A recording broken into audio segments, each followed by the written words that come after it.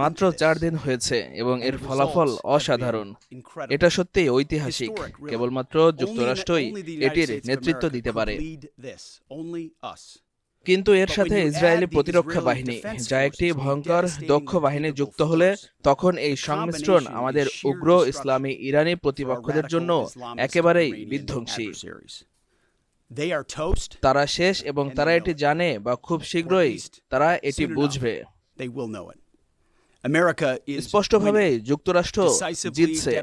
Donald ট্রাম্পের সরাসরি কমান্ডে যুদ্ধবিভাগ এই অভিযান শুরু করেছিল শনিবার সকালে, মাত্র ৪ দিন আগে।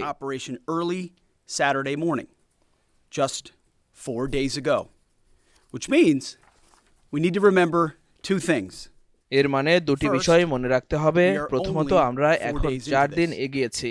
পরিসংখ্যান বদলাচ্ছে, আরও সৈন্য আসছে। ডোনাল্ড ট্রাম্প বলেছেন, আমরা সফল হওয়ার জন্য যত সময় দরকার তা নেব।